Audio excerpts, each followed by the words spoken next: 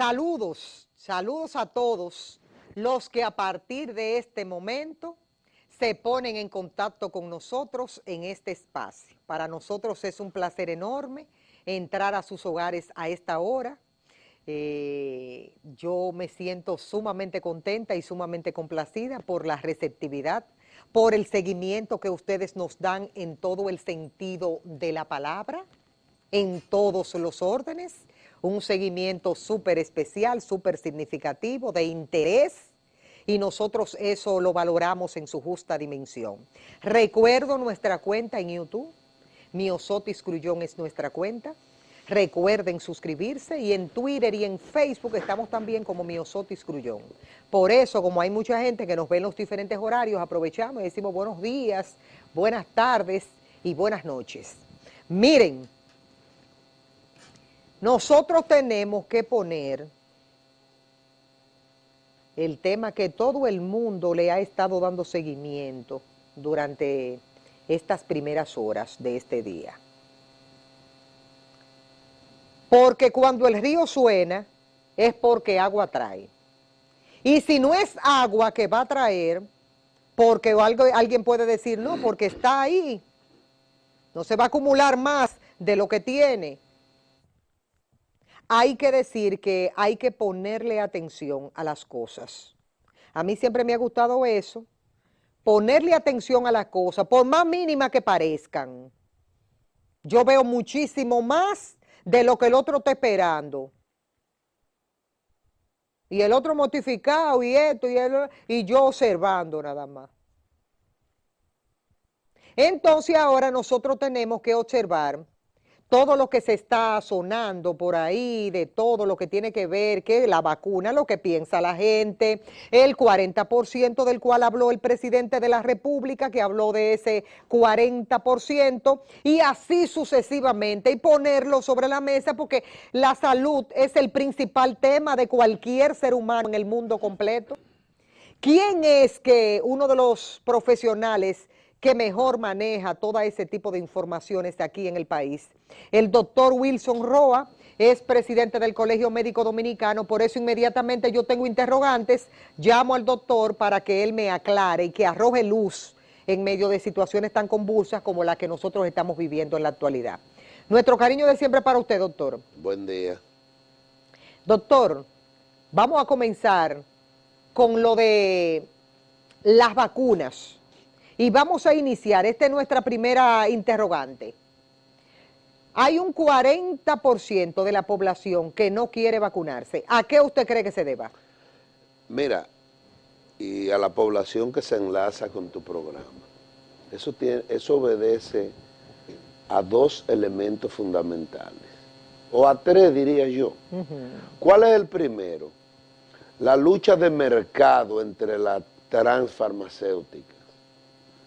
Porque recuerden que la primera vacuna que salió al mercado fue la rusa, la Sputnik.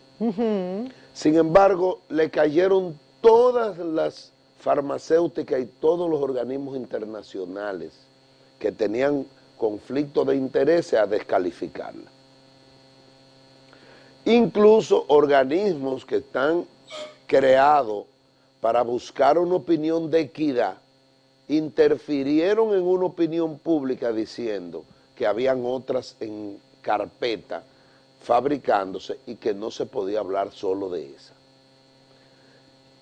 Pero arriba de eso vienen otros organismos por pueblo o por países, aquí mismo, organismos de aquí que están vinculados a ciencia de la salud, se atrevieron a decir que no se iban a vacunar, incluso que no nos íbamos a vacunar ni los médicos y que la población debía ponerle atención a eso. Bueno, eso lo tengo fresco, eso lo dijo el actual presidente del Colegio Médico Dominicano. Pero otras personas también lo dijeron.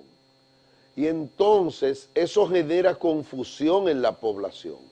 Y el tercer elemento ha sido, y nosotros lo hemos recalcado en los últimos días, programas que hemos ido, que el gobierno debe retomar la promoción y la orientación ciudadana dirigida a la vacuna, porque esa confusión, e incluso yo tengo una información que me confiaron, que en la reunión del Gabinete de Salud, el señor presidente en una de esas reuniones, según la fuente, le echó un boche a algunas personas ahí que habían opinado contrario a la vacunación. Y un país pobre que nos faltan niveles de educación y de comprensión, cuando tú entras en un escenario de conflicto, genera confusión. Y República Dominicana no puede darse ese lujo. Y por eso insistimos, ya la vacuna comenzaron a llegar.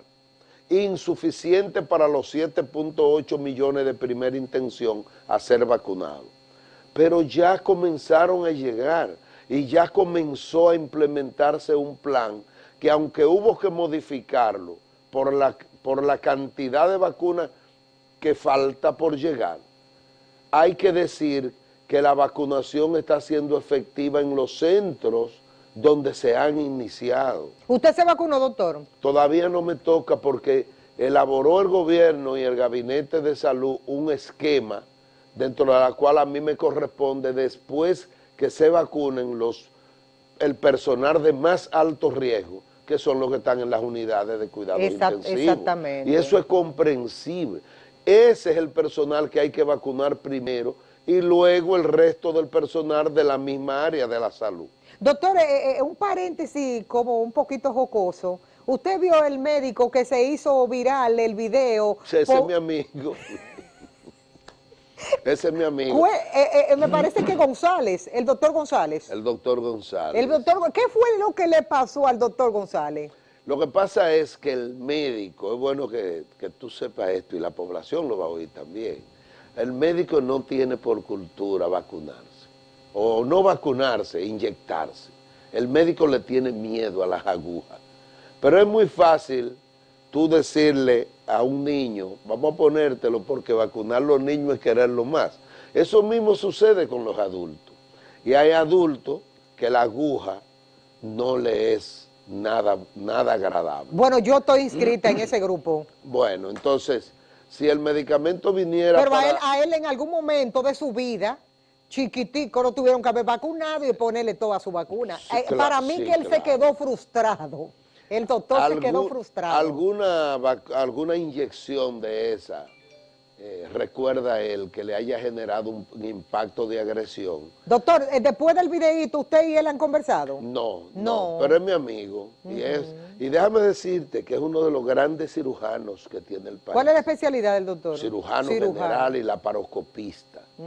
Y es uno de los grandes cirujanos que tiene el país. Búscame a la vieja, búscame a Ana. La enfermera de cirugía. Parece que hay una enfermera que es de lo que lo añoña en el quirófano y entonces él recurre a su tabla de salvación. Pero no, al final... nuestro saludo para el doctor González. Al final lo agarraron entre 2 o 3 enfermeras y le pusieron la vacuna. Sí. Que era lo correcto. Que era lo correcto. A mí me hubiese gustado que hubiesen colocado como que por una coincidencia, que hubiese sido el primer paciente y que el presidente hubiese estado presente a ver si él iba a hacer ese mismo show. No, porque el temor es de los vivos. Y el hombre más grande del siglo que se registra, le preguntaron, ¿a usted le ha dado miedo alguna vez? Y él dijo, el miedo es de los vivos. Sí. Y ese fue Fidel Castro. Sí. Entonces, si a Fidel Castro le dio miedo, ¿qué tú piensas de los demás? No. Que eso es mucho decir. Un hombre que se atrevió a estar en el frente de todas las grandes confrontaciones y vencerlas, porque hay que decirlo. Y ha sido una referencia latinoamericana y para el mundo. Es decir, que es normal que un médico no quiera que lo inyecten. No, un médico no, un ser humano. Es normal que un ser humano no quiera que le pongan una vacuna. Gracias por la aclaración, doctor. Yo me pongo la inyección porque es una opción que no puedo evadir, pero no porque me es agradable tampoco. Y por eso el eslogan de que vacunar a los niños es quererlos más, para ir quitándole parte del pánico y del miedo que implica la aguja. Si fuera untada la medicina, o bebía, fuera más fácil.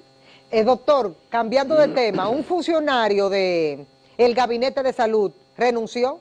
Así es. ¿Qué usted cree que está pasando ahí? Bueno, lo que pasa es que cada cabeza es un mundo, decía mi mamá en mi campo. Y entonces las cosas cuando o se están haciendo como tú no crees, o se están haciendo contrario a lo que tú pensaste que debió hacerse, entonces tú tomas una decisión. Yo no conozco el fondo de su renuncia, pero ahí está el hecho. El ministerio puede dar la aclaración pública y así se informa a la población. Cuando se tratan de políticas públicas hay mucha gente que se involucra con un criterio contrario al que se le ha designado, pero yo no puedo hacer un juicio de manera de fondo sin los insumos.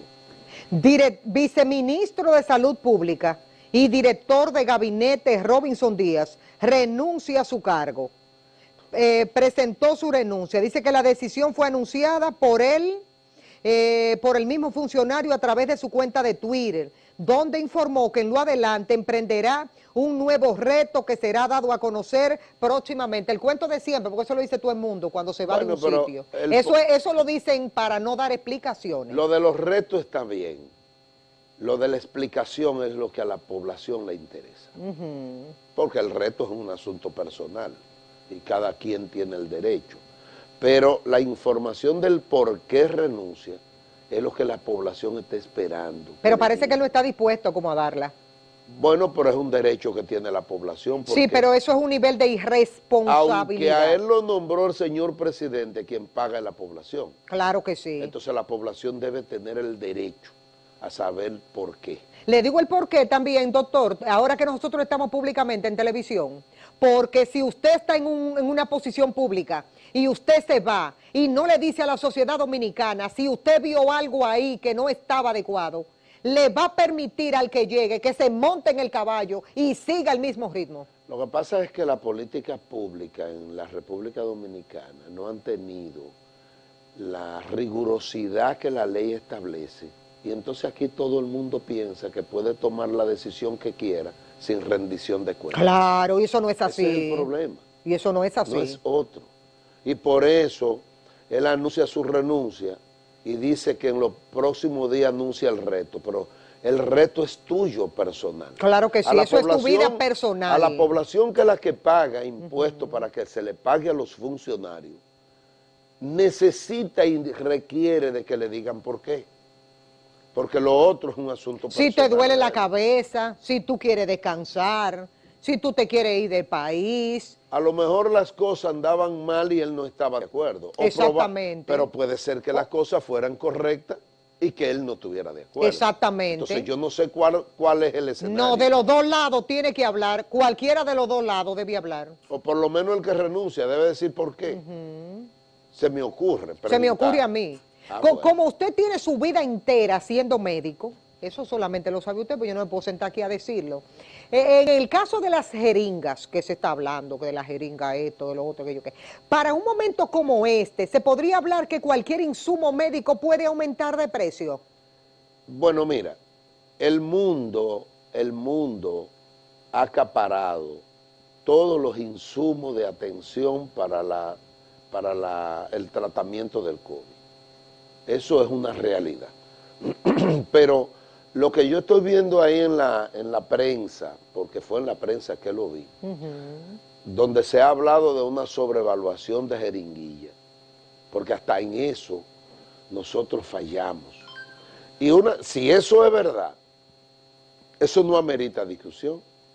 Eso lo único es tomar la decisión objetiva, si es cierto, y traducirlo al organismo que le corresponde establecer responsabilidad.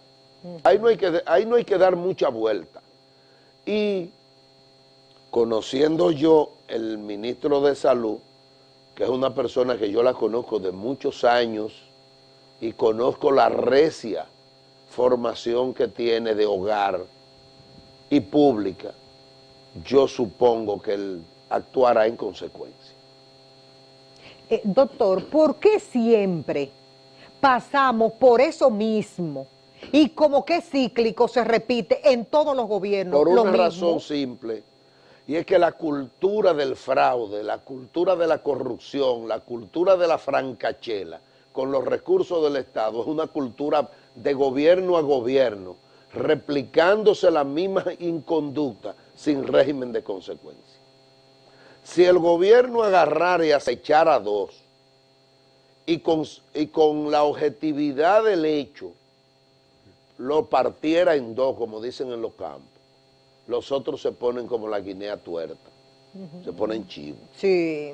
Pero aquí se permite y se permite y se permite, y entonces por eso se replica en cadena de gobierno a gobierno, y no hay. Y mientras más tú digas, mientras más tú oigas a un funcionario hablando de pulcritud, más lo debes investigar. Porque el que es pulcro no anda vanagloriando.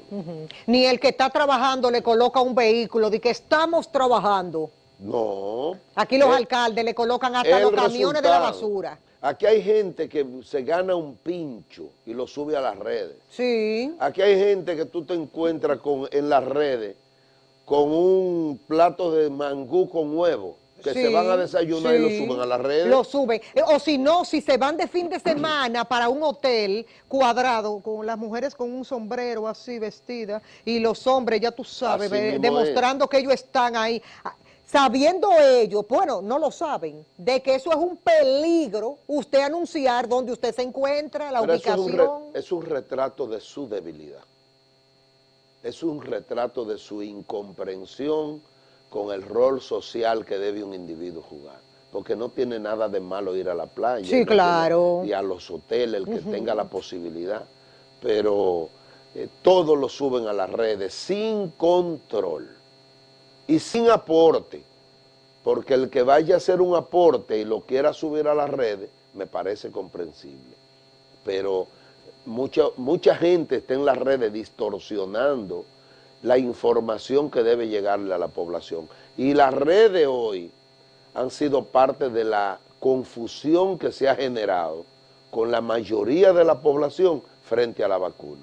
Le voy a hacer esta pregunta que va consono con lo que siempre se habla dentro de las instituciones y más en lo que le compete a usted, que es el renglón salud. ¿A qué usted cree que se deba, doctor Wilson Roa, profesional de primer orden a nivel médico que tiene este país, que nos damos el lujo nosotros de tener? Un funcionario lo nombran en una entidad, cualquiera, no importa. Entonces él tiene un grupito de tigres y de tigras que trabajaron con él, que dieron vueltecitas por aquí, por allí, por aquí, por aquí. Y su capacidad no le permite a él saber que cuando él se siente frente a una institución, no puede colocar ese grupo de tigres y delincuentes y de tigras de que en los puestos estratégicos, porque él tiene que decir, bueno, yo te voy a ayudar de otra manera, pero no dándote una posición y dándote un poder si tú eres un delincuente. ¿Por qué que eso se repite y que es cíclico también? Por una razón simple. Mira, el mejor retrato son los gobiernos pasados. Para no meterme en una discusión que tienen los miembros del partido de gobierno actual, que dicen que no le han puesto su gente en los puestos. Pero la práctica en los gobiernos anteriores es que tú eres director o tú eres ministro de Hacienda y tú tienes tu equipo. Y cuando a ti te sacan del Ministerio de Hacienda y te llevan al Ministerio de Finanzas, entonces tú te llevas tu grupo completo y tú desplazas el grupo que estaba en finanzas y al tú llegar poner los tuyos. Porque tienen un sentido de propiedad y eso se replica en todos los gobiernos y eso no ha tenido un reglamento que establezca que no es así y que el derecho laboral lo que tiene que estar es amparado en el cumplimiento y rendimiento de las funciones. Y entonces ellos van con su séquito y lo ponen en puestos que no siempre. Yo conozco una vez que un ministro puso en una institución de salud a un médico encargado de finanzas en un ministerio. Entonces tú te haces la pregunta, pero, o por ejemplo, un médico que pusieron a dirigir a bienes nacionales. ¿Tú estás yendo? Ah, yo conozco uno también que era médico y lo pusieron en medio ambiente. Porque ese es un criterio político de reparto que tienen estos partidos. Y eso no es correcto. El que estudió un área y se especializó en un área para servir públicamente en cuestiones en política administrativa, es diferente al que estudió un área y se especializó para dar servicio. Porque una cosa es la práctica donde tú vas a dar un servicio y otra cosa es una parte de servicio administrativa. Pero aquí hay gente que saben de todo y se rotan en los ministerios y en los puestos la misma gente como que saben de todo. Exactamente. Y entonces mientras eso ocurra, nosotros no vamos a poder ordenar el Estado y no vamos a poder avanzar en la sociedad. Lo de ahorita no me quedó claro. La pregunta que yo le hice sobre lo de los precios de los insumos en salud. Sí, lo que pasa es que el mercado, recuérdate que la salud, para no irnos a otra área, la metieron al mercado. Y el mercado es la oferta y la demanda. Y los sobreprecios vienen por la oferta y la demanda, pero los sobreprecios vienen también por decisiones entre partes que lo hacen para hacer negocio. Es decir, que no debemos sorprendernos de que la jeringa tenga 25 pesos. Pero eso todo el mundo sabe que una jeringa no cuesta 25 pesos. Porque estamos hablando como de 4.95. Tú vas a cualquier farmacia y compras una jeringuilla y te cuesta 2 pesos. Sí. O te cuesta 5 pesos para darle el beneficio del margen de ganancia al mercado. Pero cuando te hablan de 25 pesos, ya tú sabes que es un negocio que hay entre partes. Pero no un negocito, un negociazo. Un negocio, porque estamos hablando de muchas jeringas sobrevaluadas. Sobrevaluadas. Porque en ninguna farmacia tú vas a encontrar una jeringuilla por 25 pesos. Doctor, ¿y si venían donaciones? En el caso de lo que nos compete, que estamos hablando, y uno lee la prensa y uno dice, bueno, pero si vienen unas donaciones importantes de jeringas, y hay aproximadamente como 1 millón de jeringas en almacén, pues nosotros no teníamos por qué licitar para comprar jeringas. No había prisa, aunque las jeringuillas no se acaban, o no se pasan, como dice la gente. Sí. Y la jeringuilla tú tienes 1 millón hoy y el mes que viene a lo mejor necesita otro 1 millón. Sí. Ese no sería el problema sería la garantía de la inversión y la negociación que se hizo para buscar un precio que sea favorable al gobierno dominicano y a la sociedad dominicana, que es la que paga. Pero aquí en República Dominicana nos acostumbraron a que todo se hace negocio y no hay régimen de consecuencia. Que yo creo que ahí es que está el principal problema. No, el ahí régimen de consecuencia. Entonces aquel viene, yo veo tal cosa, me voy porque yo no voy a hacer un escándalo, porque espérate, no me conviene, renuncia, se va, y entonces todo el mundo se queda callado, un hermetismo y una cosa. Y observa que renuncian y todo termina ahí. Exacto. Fulano renunció, ajá.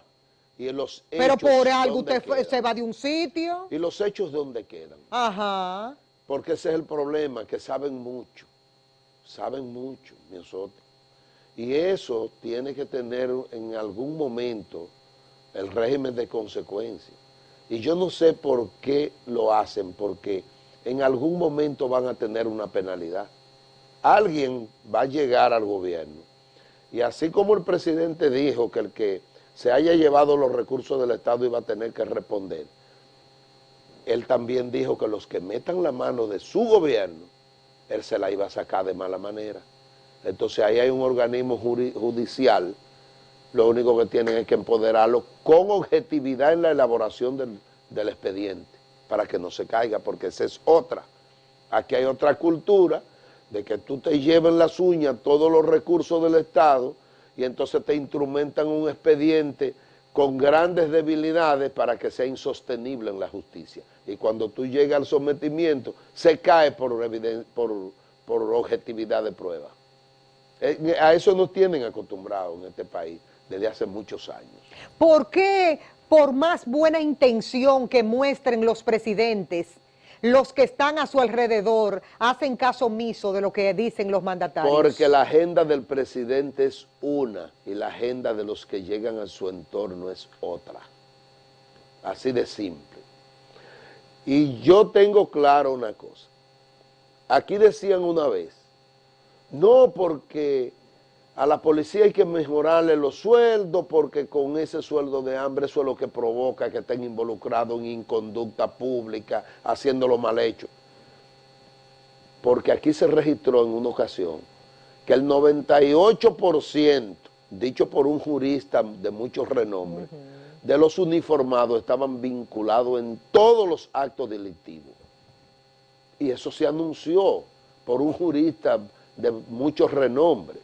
Y óyeme lo que te digo, la inconducta no depende de los ingresos, a pesar de que todo el mundo sabe que hay que mejorar la calidad para que puedan sostener su familia y su calidad de vida para poder dar el servicio.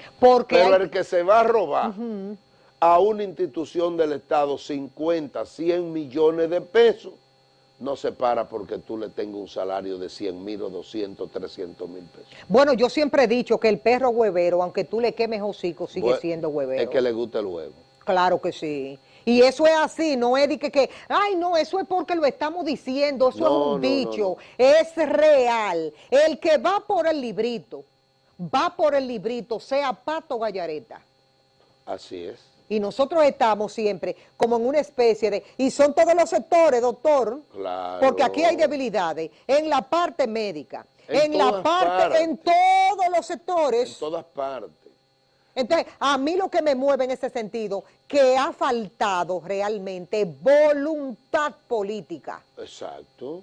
Y dejan también a los presidentes solos. Eso es a los presidentes lo dejan solos cuando quieren ir de que por la derechita, de que oye a fulano, ahora él oye a esto, de que por la derecha, si nosotros es por aquí que tenemos que irnos. Sí, y por eso, porque dice Pepe Mujica que nadie que vaya a laborar al Estado debe salir en peores condiciones, porque tú vas a dar un servicio. Claro que y sí. se supone que el Estado debe remunerarte. Y más si tú vas a dedicar una parte importante del tiempo. Lo que no tiene sentido es tú llegar a una función pública y salir con enriquecimiento.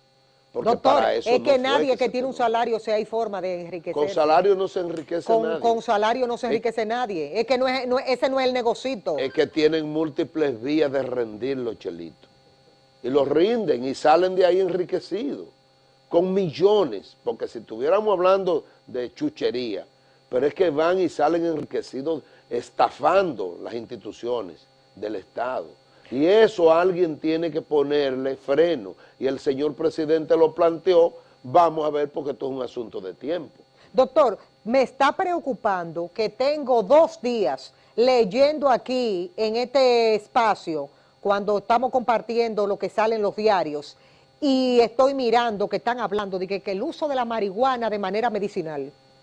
Mira, lo primero que tenemos que tener claro es que aquí en República Dominicana no está validado por ningún concepto jurídico.